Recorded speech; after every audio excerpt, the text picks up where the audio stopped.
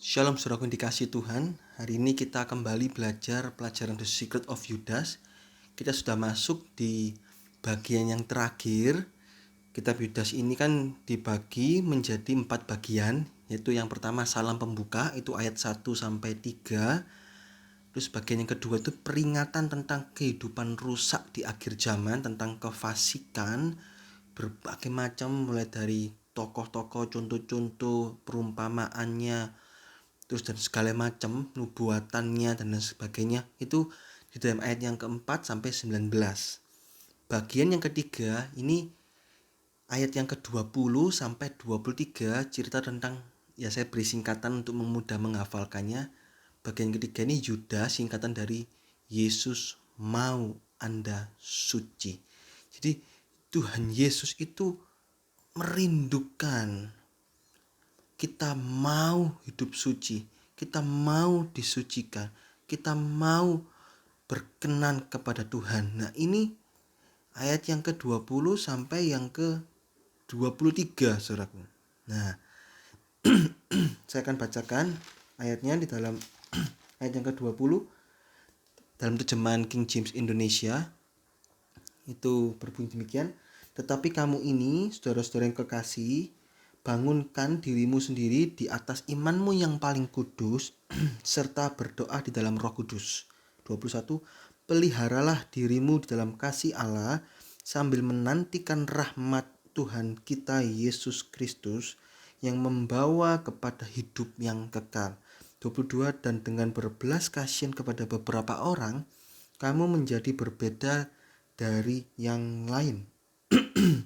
Ayat yang 23, dan selamatkanlah yang lainnya dengan takut, sentakkanlah mereka keluar dari api dengan membenci akan pakaiannya yang cemar oleh daging. Nah, 3 ayat saudaraku itu menjadi satu judul, yaitu Yesus mau Anda suci.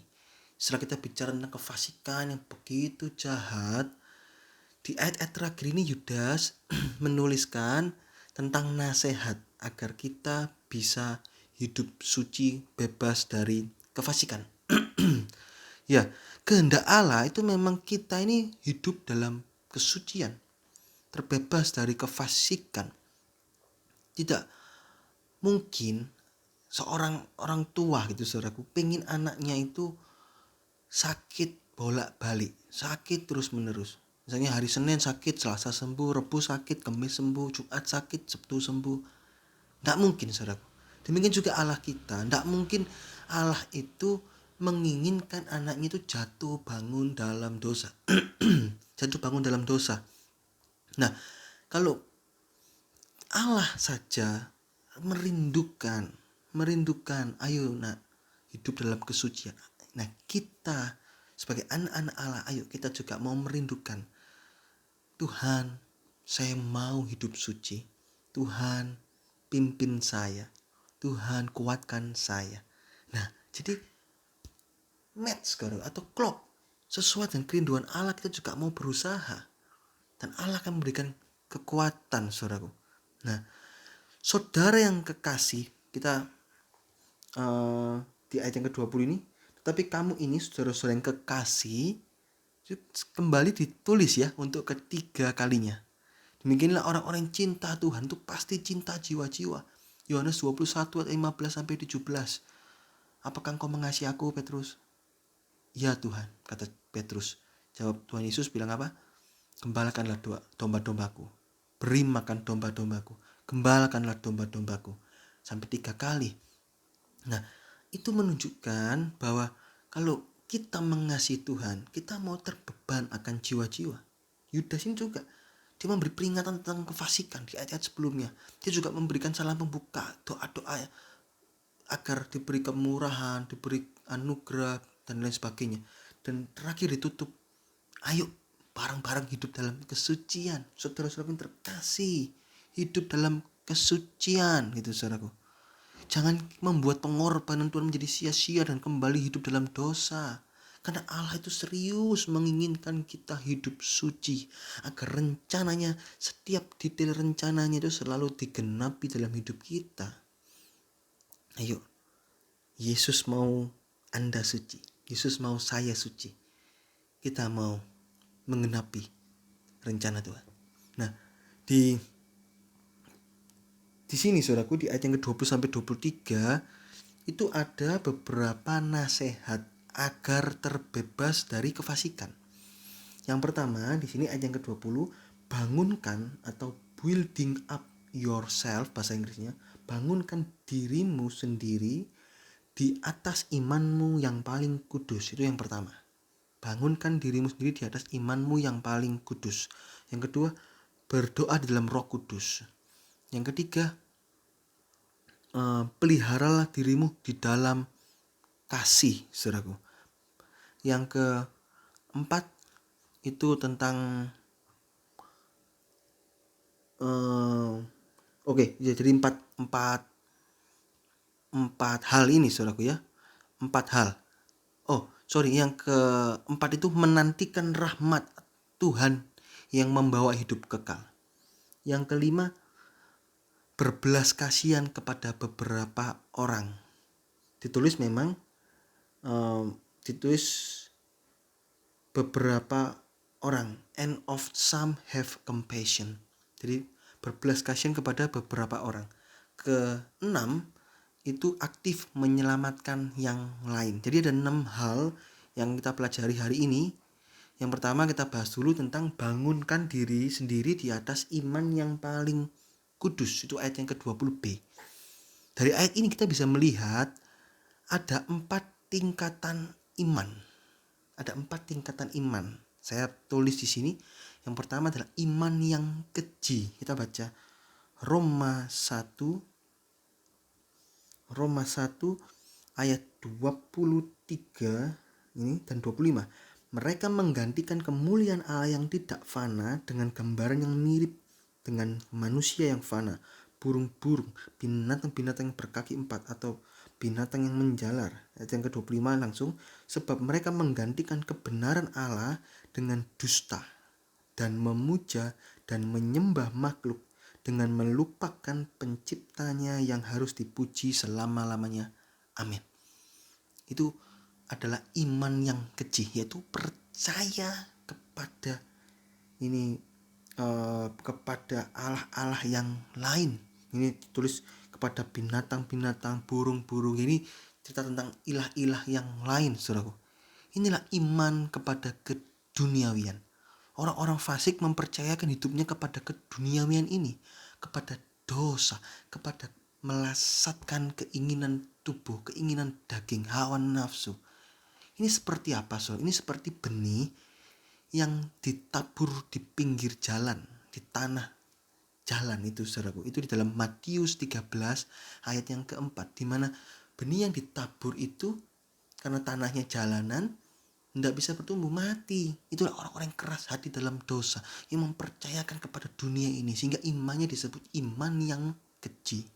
Yang kedua, tingkatannya adalah iman yang sementara.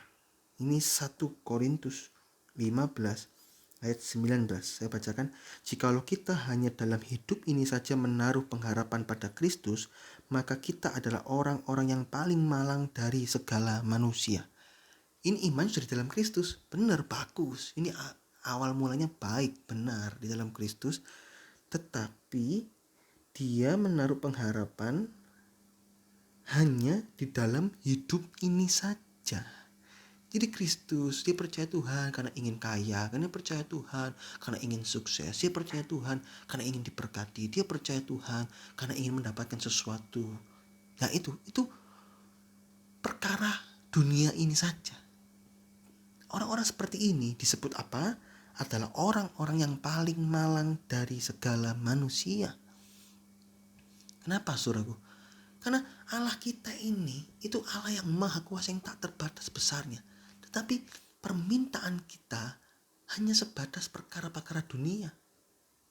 Itu kan sangat-sangat mengecilkan Allah.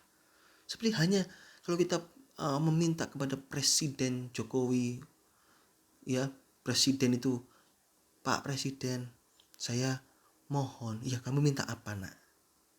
Saya akan bantu. Minta tolong Presiden, belikan saya permen. Ya apa? Presiden dibegitukan, berikan saya permen. Perkara-perkara fana itu tidak berarti seperti permen yang nggak ada artinya. Kita minta permen sama presiden itu kan lucu. Harusnya kita minta apa sama presiden? Pak Presiden, saya mau kuliah sampai S3 ya. Berikan saya kesempatan untuk kuliah sampai S3. Berikan saya juga kesempatan supaya saya punya pekerjaan yang layak. Mungkin di pemerintahan, mungkin di mana. Saya punya kemampuan, Pak Presiden, saya akan berusaha sungguh-sungguh. Nah, seperti itu permintaannya kan. Bagus, karena presiden punya kuasa. Oke, saya akan kasih kamu beasiswa untuk bisa sekolah sampai S3, bahkan bisa jadi profesor, bahkan bisa keluar negeri. Saya kasih beasiswa, tapi minim nilaimu harus bagus. Nah, itu kan. Demikian juga dengan Tuhan. Kita minta Tuhan, belikan saya permen. Buat apa? Harusnya minta Tuhan, saya mau jadi sempurna seperti engkau, seperti janjimu. Matius 5:48, Efesus 4:13.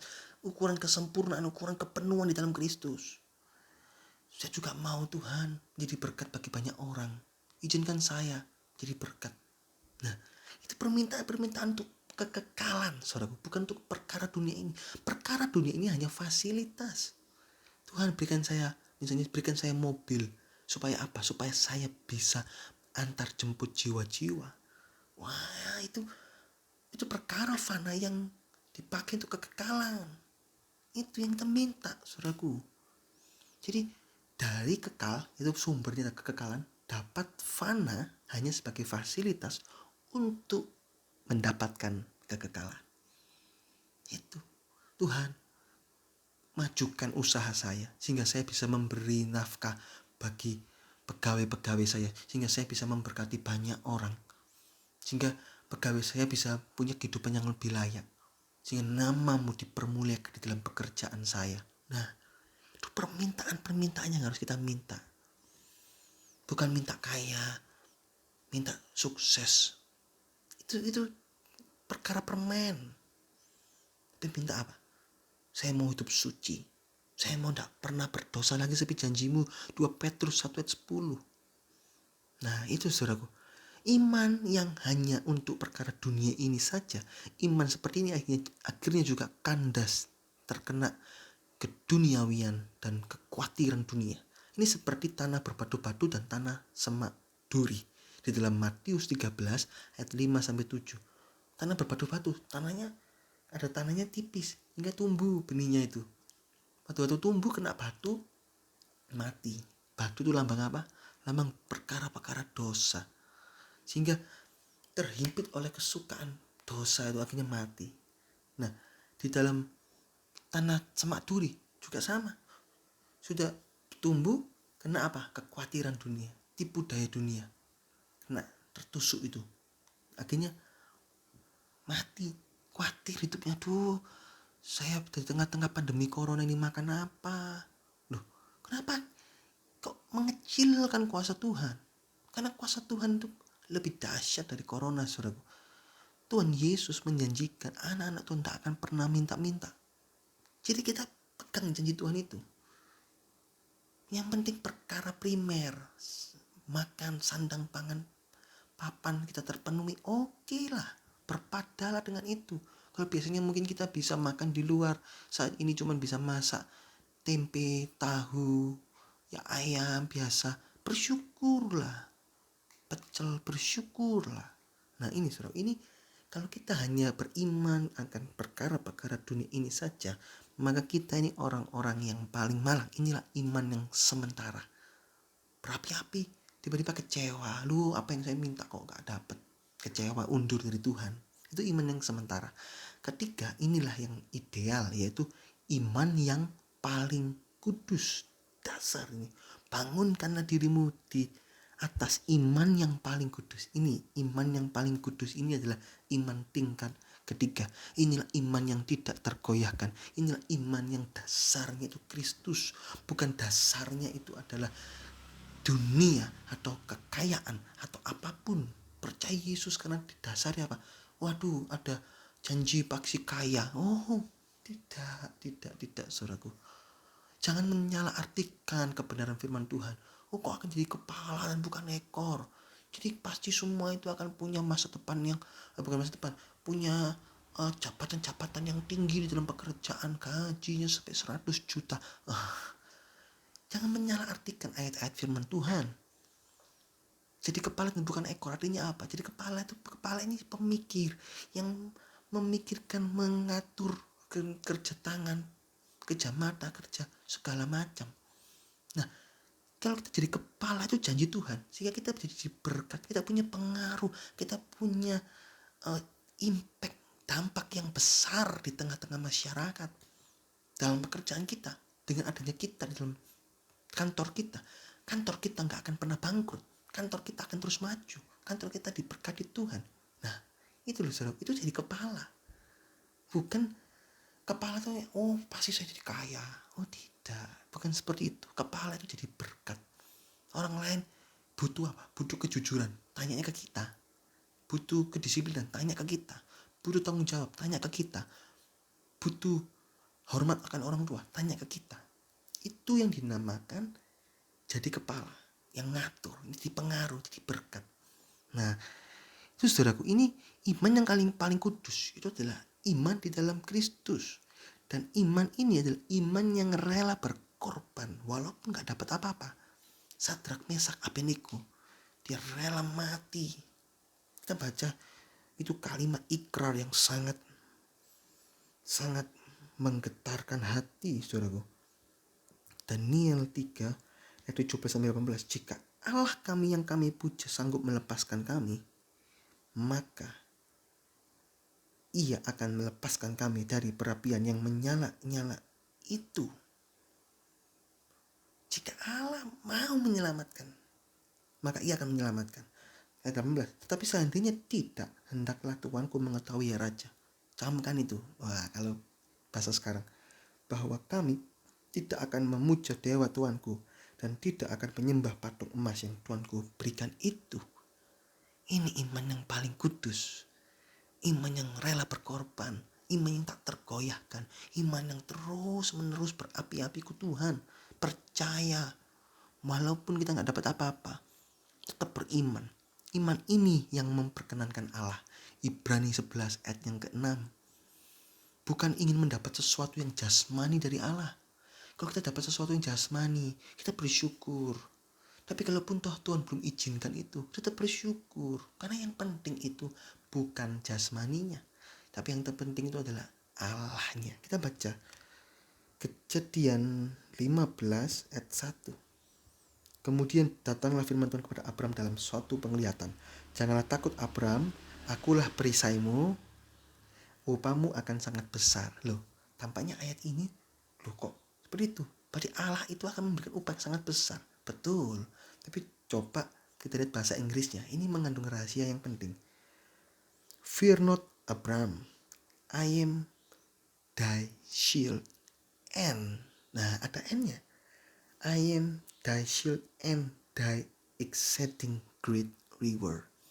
Artinya apa ini? Beda loh di zaman baru dengan King James, beda. Pengertiannya beda. Kalau di zaman baru, akulah perisaimu, upahmu akan sangat besar loh kalau kamu ikut aku. Tapi kalau ini enggak, ini loh, akulah perisaimu dan.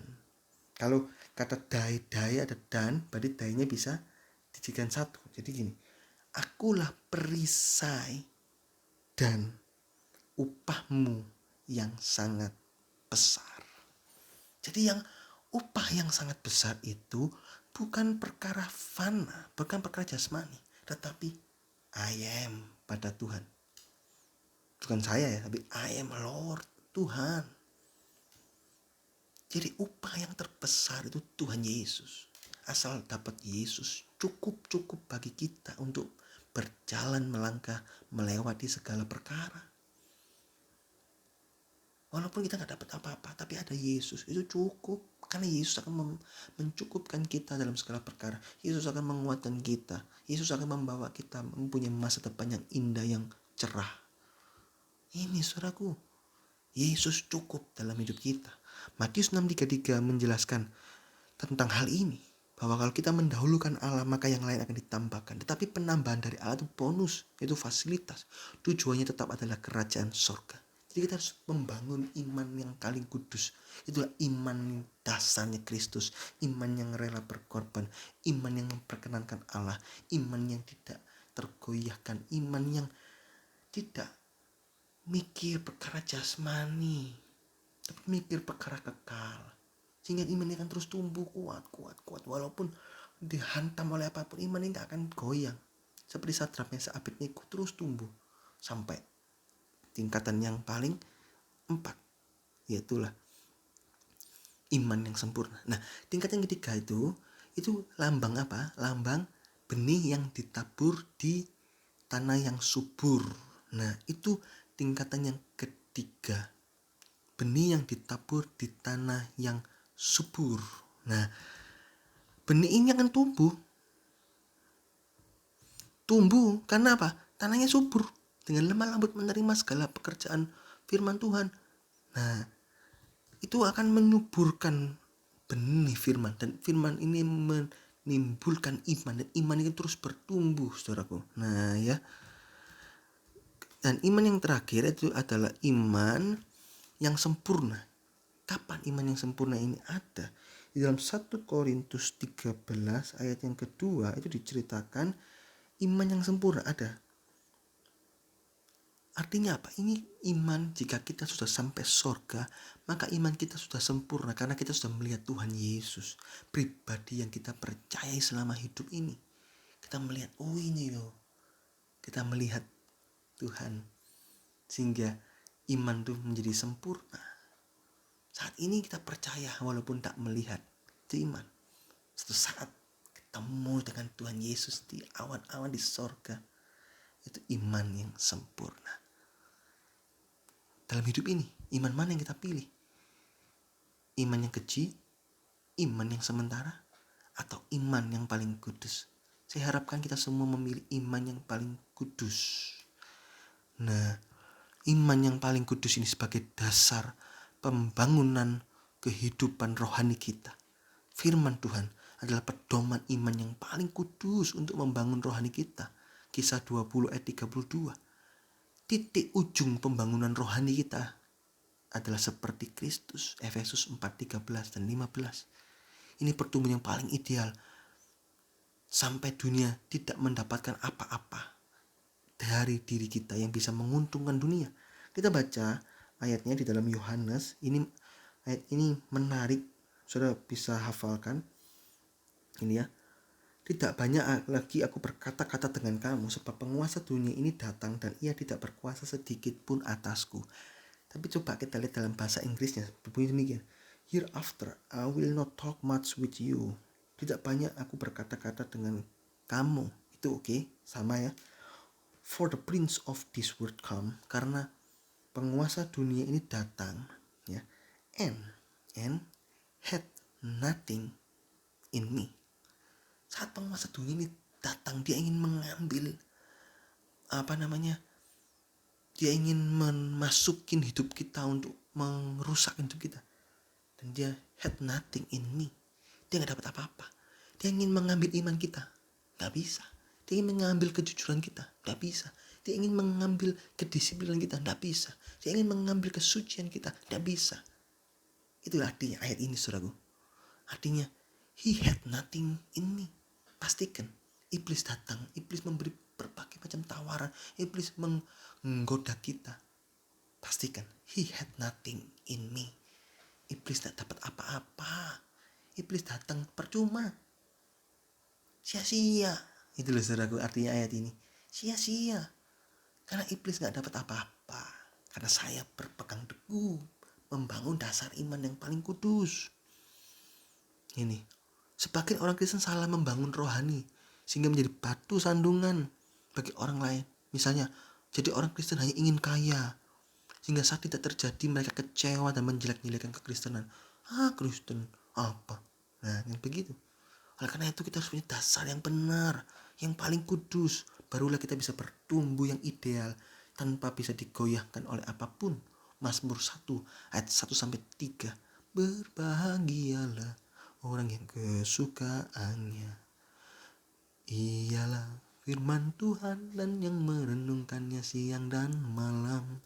Ia seperti pohon yang tertanam di tepi aliran tambah rendah sorry, yang menghasilkan buahnya pada musimnya dan yang tidak layu daunnya. Apa saja yang diperbuatnya pasti berhasil. Waduh, suaranya rendah. Itu saudaraku ya. Pastikan bangun hidup kita di atas dasar iman yang paling kudus sehingga terbebas dari kefasikan. Saya nggak bisa melanjutkan lagi sampai di ayat-ayat yang selanjutnya. Di 20C itu berdoa di dalam Roh Kudus. Saya akan bagikan dalam video yang akan datang. Puji Tuhan, Tuhan Yesus memberkati.